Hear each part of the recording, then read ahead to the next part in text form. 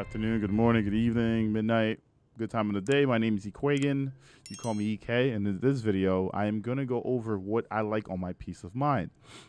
Now, I do have it leveled up to 16, but I haven't really fully done everything that I wanted yet. I also wanted to go over what it would be if I was using it for Crucible or if I was using it for PvE. All right. So let's look at Gunsmith. Peace of Mind has been that one weapon that I used in the first week in Mayhem when I put up a bubble and just shot people, and it was just fun because I had on the fully auto mod and I had weapons of light, and it was just I was like, man, this gun is shredding, right? So when we're looking at it here, from a PvP perspective, I know the whole community is going for perpetual motion and elemental capacitor, and that is great, right? Run your armor piercing if you like. Depending on your input, you can choose, fluted. You can go all the way handling, stability, and the reload, right? And this is awesome. Literally, this is the awesome thing to kind of have. I kind of like this weapon to be a little bit different than most. So if I'm looking at it from, we're gonna shift this. If I'm looking at it from a PvE perspective, I like overflow. Why do I like overflow? The base mag is 35. If I pick up, especially if you run enhanced overflow, instead of this being 70, you'll probably get 75, 80, right? 75, 80 is not bad. I like having armor piercing because it goes through multiple targets, right?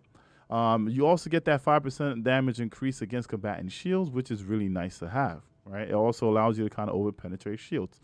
When it comes to the final area, this is completely up to you.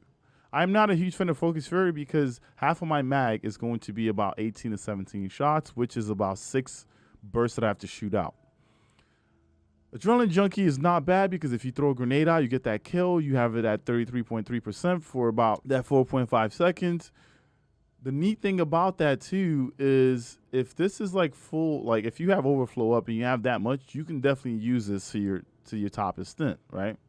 Vorpal's not bad because Unstoppables are also on pulse rifles, so that's something that you can use. You do get increased damage against bosses, vehicles, and guardians and their supers active. You got to remember this is a kinetic weapon, so you are going to get 20% for this weapon.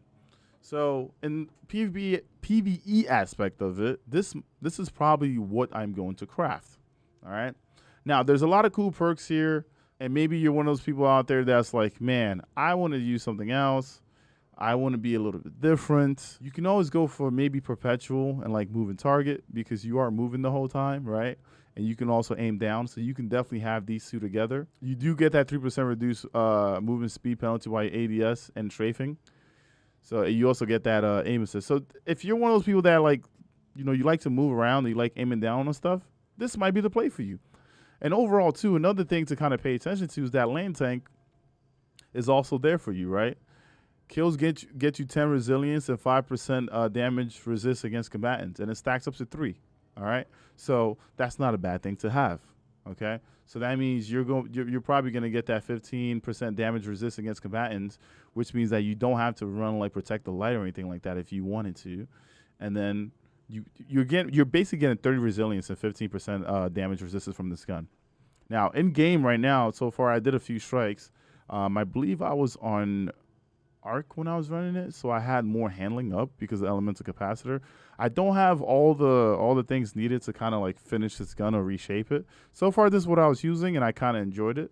But like I said, the last one I'm probably going to be changing over to Vorpal at some point.